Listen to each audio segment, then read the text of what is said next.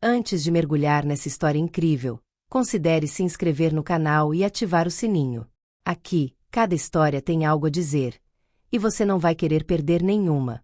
Um bilionário vê um garçom negro alimentando seu filho deficiente, e sua vida vira de cabeça para baixo.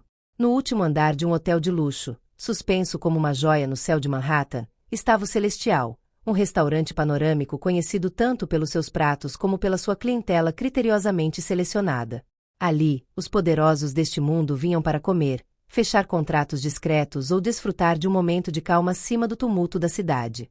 As janelas unidirecionais ofereciam uma vista de tirar o fôlego do horizonte, do Central Park abaixo, da agitação dos táxis amarelos que, vistos dali, pareciam brinquedos brilhantes em uma caixa de vidro. Neste mundo de toalhas de mesa passadas a milímetros, talheres de prata e sussurros codificados entre cabeças de conglomerados, David Mensa vinha evoluindo há mais de 15 anos. 52 anos, terno impecável, gestos precisos, olhar tranquilo. Natural de Kumasi, Gana, ele deixou seu país com a esperança de proporcionar uma vida melhor para sua família. Ele viu continentes, sofreu humilhações, mas nunca perdeu a retidão. Neste santuário da elite, ele era uma sombra benevolente, um mestre silencioso dos detalhes. David era uma dessas pessoas que só são notadas pela ausência de defeitos. Ele se movia com a fluidez de uma respiração, sem solavancos ou obstáculos. Ele sabia quando encher um copo novamente sem interromper a conversa, qual deveria ser a temperatura do chá favorito do príncipe da Jordânia e como evitar o menor vestígio em copos de cristal soprado. Mas, mais do que tudo, ele possuía esta rara ciência de servir sem abaixar, de respeito sem desaparecer. Ele não estava nem amargo nem resignado. Ele escolheu permanecer digno, apesar dos olhares de desprezo ou das ordens gritadas. Porque para ele, cada serviço era um ato de maestria, quase uma arte. Mas naquela terça-feira, o balé elegante foi quebrado. Para o Tabela 12, um dos mais cobiçados por sua vista direta para o Empire State Building, tinha acabado de se mudar para um homem cuja reputação precedia cada passo seu. Eduardo Blake, magnata financeiro, CEO de um fundo de investimento que administra mais de 800 bilhões de dólares em ativos. Uma lenda do capitalismo moderno, tão temido quanto respeitado, famoso por sua capacidade de tomar decisões frias e sem a menor emoção. Ele vestia um terno de 3 peças perfeitamente ajustado, e suas abotoaduras valiam o salário anual de vários garçons. Mas por trás dessa fachada de poder, algo estava errado. Ao seu lado, Tomás, seu filho adolescente, sentou-se em silêncio. O contraste entre os dois era impressionante. O homem, rígido, distante, quase desumano, e a criança, frágil, de olhos claros, prisioneira de um corpo que não conseguia controlar. Thomas sofria de paralisia cerebral grave. Seus movimentos eram desordenados, seus braços se contraíam de forma imprevisível e sua boca tinha dificuldade para fechar. Ele usava um babador discreto por baixo da camisa branca, e seu olhar buscava desesperadamente contato humano. Edward, enquanto isso, estava digitando no telefone, franzindo a testa. Ele não parecia incomodado com a deficiência do filho, ele parecia indiferente. Como se esse almoço fosse apenas uma formalidade, um gesto imposto por um calendário familiar sem sentido. David, ao colocar as cartas na mesa, percebeu imediatamente essa tensão gelada. Ele reconheceu em Edward aquela postura tão comum entre os poderosos, a do homem que não tem tempo para amar. Ele curvou-se educadamente, recebeu os pedidos e foi embora sem fazer barulho. Ele viu famílias disfuncionais, crianças ignoradas, casais que faziam o jogo. Mas aqui havia algo mais, um abismo insondável entre pai e filho. A refeição chegou. David, com um gesto firme, pousou os pratos. Thomas, ao ver seu prato, pareceu entusiasmado. Ele tentou pegar o garfo, mas o deixou cair imediatamente. Ele tentou de novo, e de novo. Todas as tentativas terminaram em fracasso. A comida estava caindo na toalha da mesa. Um pequeno fio de saliva escorreu pelo seu queixo. Ele fez um som, um gemido abafado, quase um chamado. Edward, sem olhar para cima, tomou um gole de sua taça de Bordeaux e virou uma página de seu relatório. Os outros clientes começaram a desviar o olhar. Havia uma sensação de desconforto. Não por causa da criança, mas por causa de ausência de um gesto do pai. David sentiu uma pressão crescendo em seu peito. Ele queria desviar o olhar. Fique no seu lugar, como sempre lhe ensinaram. Mas ele não conseguiu. Este menino poderia ter sido filho. Samuel. Seu filhinho morreu cedo demais. E de repente, ele não era mais um cliente a ser atendido. Foi uma criança que foi abandonada na sua frente. Então, sem pensar, David se aproximou. Ele se abaixou um pouco, respeitosamente, mas com firmeza.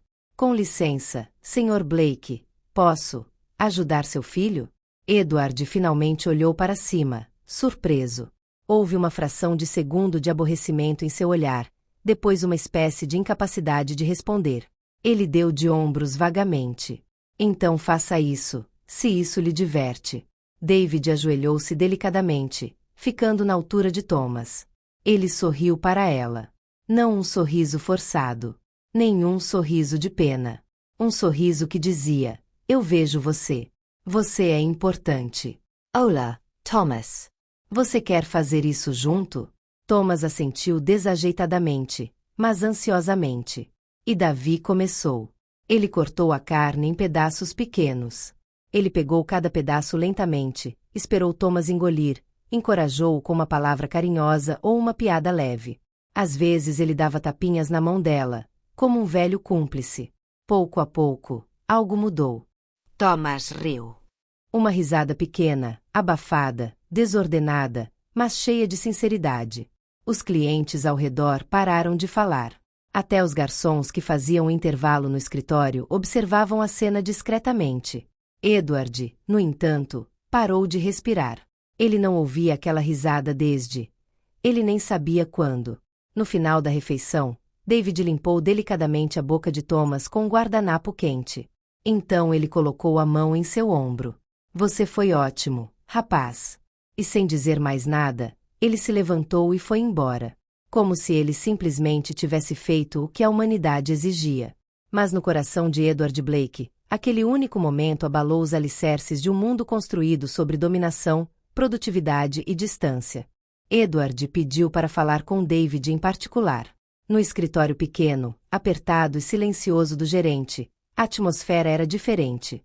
Já se foram os lustres de cristal e as toalhas de mesa imaculadas. Aqui, apenas a verdade nua e crua importava. Edward sentou-se lentamente, cruzou as mãos no colo e permaneceu em silêncio por um longo momento, com os olhos fixos em David, como se procurasse algo que nunca conseguirá nomear. Então ele falou, em uma voz anormalmente baixa. Onde você aprendeu a fazer isso? David ficou de pé com as mãos cruzadas na frente do corpo. Ele não desviou o olhar, mas sua resposta foi quase um sussurro. Eu não aprendi. Eu vivi. Meu filho, Samuel, também era deficiente. Uma forma rara de distrofia muscular. Ele morreu aos 10 anos de idade. Ele fez uma pausa, deixando o silêncio absorver suas palavras. Eu sei como é amar uma criança que você não pode consertar. Eu sei como é ficar acordado à noite, se perguntando se você está fazendo o suficiente. E viver com esse medo, de não estar à altura. Edward olhou para baixo, lentamente, como se algo dentro dele tivesse quebrado. A fortaleza, a armadura. Ele assentiu lentamente, quase envergonhado de sua própria vulnerabilidade. Eu não sei como ser um pai para ele, ele sussurrou. Eu administro bilhões, tomo decisões que abalam os mercados. Mas com ele, eu nem sei como amá-lo. Sinto-me inútil, disse todo. Inútil Ollie. David se aproximou e colocou uma mão firme e respeitosa no braço da cadeira. Começamos pequenos, ele disse. Uma olhada, um gesto, uma palavra. Cada dia. Amor não é o que conhecemos. É o que decidimos dar, mesmo quando estamos com medo. Edward fechou os olhos por um momento. Então ele se levantou e agradeceu a David com um simples aceno de cabeça. O tipo de gesto que, para ele, valia mais do que palavras. Naquele dia ele não voltou ao trabalho. Contra todas as probabilidades, ele cancelou suas reuniões, ligações e emergências agendadas. Ele retornou à mesa onde Thomas ainda o esperava. Ele sentou-se à sua frente, pegou um guardanapo, desdobrou-o desajeitadamente e sorriu para ele. Ele a ajudou a beber. Ele falou com ele. Palavras simples e hesitantes. Ele lhe fez uma pergunta. Depois outro. E Tomé respondeu. Não perfeitamente, não claramente, mas com uma nova luz nos meus olhos. Pela primeira vez, Edward viu seu filho de forma diferente. Não como um desafio a ser gerenciado, mas como um ser completo. Um filho que estava esperando para ser unido. Nos meses que se seguiram, Edward mudou. Devagar. Humanamente. Ele reduziu seus movimentos. Ele reorganizou sua agenda e recusou compromissos de palestras. Ele mandou construir uma sala de terapia para Thomas em casa, mas o mais importante é que ele também passou um tempo lá. Não como espectador, como pai. Ele aprendeu a ouvir, a ter paciência, a não fugir mais daquilo que não entendia. E ele não conseguia esquecer David. Ele pensava frequentemente naquele homem discreto, vestido de preto, cuja calma havia mudado sua vida com mais certeza do que qualquer conselho de negócios. Ele pensou novamente nesta frase simples: começamos pequenos. Então, uma manhã, Edward pediu para vê-lo novamente. Não sou mais cliente, mas de homem para homem. Numa noite de inverno, enquanto Manhattan brilhava sob um manto de luz, Edward convidou David para seu escritório particular, localizado no último andar de sua torre com vista para o Central Park. Um lugar imponente, todo vidro e silêncio, onde o luxo parecia congelado na fria sobriedade. As paredes eram decoradas com pinturas contemporâneas e impessoais, como se ninguém estivesse realmente prestando atenção. Mas naquela noite, algo mudou. Em uma mesa baixa, 2 copos de chá fumegante substituíam o uísque de sempre. Uma simples atenção. Humano. David entrou, um pouco intimidado, vestindo seu paletó escuro cuidadosamente passado. Ele ainda não entendia o que estava fazendo ali, diante daquele homem que milhares temiam, mas que agora o olhava com uma estranha humildade. Edward se levantou e lhe entregou um envelope branco e grosso. Ele tinha aquele olhar raro, o de um homem que não barganha mais com suas emoções. É uma proposta, ele disse calmamente. Quero criar uma fundação. Não é uma instituição de caridade que doa para ter a consciência tranquila. Não. Um lugar de vida, um centro de dignidade. Um lugar onde famílias com crianças com deficiência se sentem compreendidas, apoiadas e cuidadas, sem piedade ou julgamento. Ele sentou-se em frente a David. Quero que você seja o diretor. Quer você recrute, treine ou inspire. Que você guie este projeto assim como guiou meu coração naquele dia. Eu não tenho a sua doçura. Não é sua história. Não seu coração. Mas eu tenho os meios. E eu quero colocá-los em suas mãos. David abriu o envelope. Seus dedos tremiam um pouco. Ele leu os documentos. Um contrato claro e generoso. Um salário muito além do que ele jamais imaginou. Fundos alocados. Uma equipe multidisciplinar já está em andamento. Centros pilotos serão lançados em 3 cidades. Mas o que mais o impressionou não foi o dinheiro nem o título. Era a carta manuscrita anexa, assinada pelo próprio Edward. Uma carta simples. Honesto.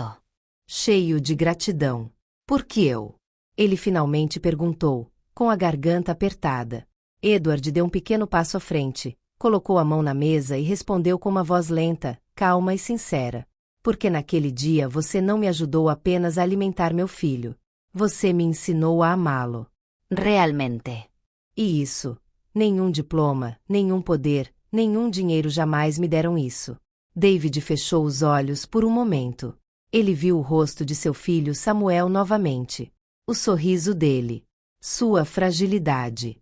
Ele revive as noites sem dormir, os hospitais, os silêncios, os pequenos gestos. Então ele os abriu novamente, mais determinado do que nunca. Então vamos fazer isso. Mas vamos fazer direito. 2 anos depois, o Fundação Mensa para Dignidade e Apoio tornou-se um modelo em escala nacional. Estabelecido em diversas grandes cidades, reuniu cuidadores, psicólogos, educadores, pais e voluntários em torno de um único princípio. A dignidade das crianças não se mede pela sua autonomia, mas pelo amor que lhes damos e pelo lugar que lhes oferecemos no mundo. David, agora respeitado muito além dos círculos médicos, deu palestras em universidades, treinou médicos na dimensão humana de sua profissão e falou em escolas sobre inclusão. Ele não havia mudado. Sempre discreto, sempre preciso, sempre humano. Mas sua voz foi ouvida. E foi longe. Thomas, por sua vez, havia feito um progresso enorme. Ele riu, falou melhor e às vezes andava com ajuda. Mas acima de tudo, ele irradiava.